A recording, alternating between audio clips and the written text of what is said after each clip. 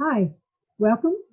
I'm Louise Hudson, and this is Gretchen Tozer, and we are here today from Lee County Federated Republican Women doing an interview with Claire Chase, who is a candidate for Congressional District 2. And so we welcome you for joining us today. And Claire, I'm going to let you introduce yourself. Well, thank you guys so much. I mean, I know this is a little bit of a crazy time and we're having to adjust how we campaign these days. So I'm certainly very glad to have this opportunity. I am born and raised in Roswell, New Mexico. I graduated high school from New Mexico Military Institute. I graduated college from New Mexico State University. Lived and worked in the Albuquerque, Santa Fe area for several years before moving to DC to work for then Congressman Steve Pierce. By the time I left his office, I was his top legislative staffer, handling a number of issues, including agriculture, education, healthcare, transportation tax, veterans issues, natural resources, energy, and his financial services committee portfolio.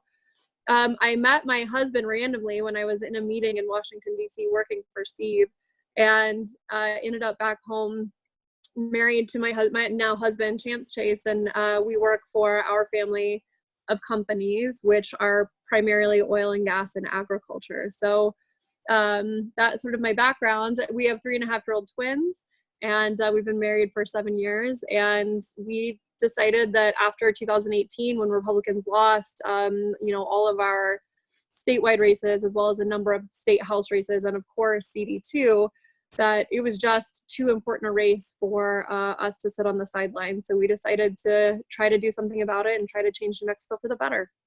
Oh, good. Thank you. All right, so the first question that you have already seen is what would your policy be on border security? Well, and this is something that I think we all know, but I mean, we are truly facing a crisis on our southern border. This is my number one issue in this race, is working with President Trump to continue building the wall to ensure that that southern border is secure. Because, we see this, I mean, in our state, that we're ground zero for this. Antelope Wells, last year was one of the major crossing points for a lot of those caravans. And so we have to do better.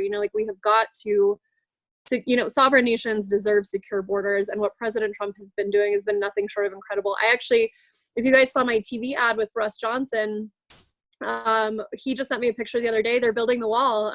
They're on the property next to his, and so he's really excited. They're building in his direction. He sent me some photos, and it was really pretty neat. So I'm very excited about what the president is doing and continues to do in order to secure that southern border, because it changes the face of New Mexico once we get that done. All right, well, thank you. The next question is, what would your energy policy be for the future of our country? This is probably one of my favorite questions, and you guys know that my background is in oil and gas. My family, my father was in oil and gas. My husband's family is in oil and gas, and the last 7 years of my career has been spent fighting for the oil and gas industry. So when it comes to energy policy, it's something that is very close to my heart. A little bit about my background there, just in what I've done specifically in oil and gas, is when I worked obviously for Steve in DC, I handled his natural resource committee, his natural resource portfolio. So working on the regulatory side, having worked for Steve, but then also when I came back to New Mexico, I realized that we were not doing a very good job fighting for the industry. So I started getting really involved in both of our trade associations, the New Mexico Oil and Gas Association, as well as the Independent Producers Association of New Mexico. And I served as chairman of IPA&M first, and then I went on to be the first female and youngest chairman of the New Mexico Oil and Gas Association, which I stepped down from in order to run for this seat. So when it comes to energy policy, it's going to be very difficult to find anybody that feels more passionately, more strongly about it than me. But one thing I will say is, especially right now, we're hurting. And I know you're hurting in Lee County, we're hurting in Eddy County and Chavez County, like with oil trading right now at $22, $23 a barrel, we have got to find relief for our producers. I've been incredibly impressed with President Trump's willingness to speak with President Putin and with obviously Saudi Arabia, to try to encourage them to cut back their production. That was part of our big problem. Not only are we hit with the coronavirus and with people not traveling and consuming oil in the way that they traditionally have been, but now we have Russia and Saudi in a war that they're doing over overproduction. And so scaling that back, allowing our prices all to go up to the point where we're not having to lay off a lot of workers is really, really important. So certainly supporting President Trump in providing some relief to our producers. And this is a national security issue. We have just become, sorry, can you hear me? Yes, we can hear you, but you're going on your time. Okay, I'll finish this. It's a national security issue. We've just become an oil exporter. That's very exciting. We can support ourselves, and that's a really great thing. So continuing to encourage American production. All right. Well, thanks. The last question we have is the Affordable Health Care Act has not worked effectively for many Americans. What would your remedy be to this? So there are a number of ways that I think we can bring down healthcare costs. One that I sort of talk about often is trying to figure out how we can sell insurance policies across state lines. So right now, when Blue Cross Blue Shield or whatever company comes in to sell an insurance policy, they sell New Mexico specific ones and Texas specific ones. But if they're competing across state lines, I think we open that free market up and allow them to, once we do have free market economics, it tends to bring down the cost. So, that's one area where I really think that we can help bring down healthcare costs, but also when it comes to prescription drug costs. I think what the president was trying to do in making sure that prescription drug companies had to talk about their cost of what it was to produce it, was going to be helpful in helping us understand truly what the cost of drugs are. The Supreme Court obviously overturned that. So what House Republicans have done, Leader McCarthy introduced a bill called H.R. 19 that would help lower prescription drug costs by streamlining the process, allowing more generics to come to market.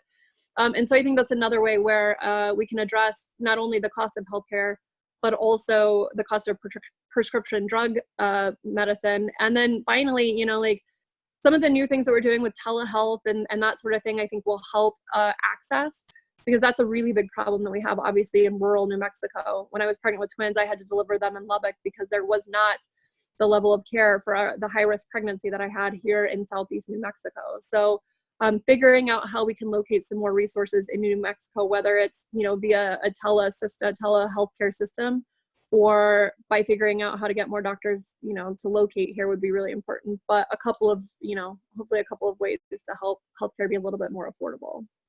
All right. Okay. Thank you. Okay, so now I'm going to ask you some questions that have been submitted by other people, some of our viewers, I guess I would say, or potential viewers. And so the first one I want to ask you is, what would your policy be on federal bailouts? Federal bailouts. It's a tough thing because if we're not talking about specific industries, I think it's a tough question. Bailouts are never anything that anybody wants to be in a position to meet, right? Nobody wants to bail out the banking system. Nobody really wants to have to bail out, the oil companies right now. We're looking for relief, but we're not looking for bailouts. I think there is a role that government should play in ensuring that entire industries don't collapse, but I don't know that standing them up wholly by federal dollars is the right way to go.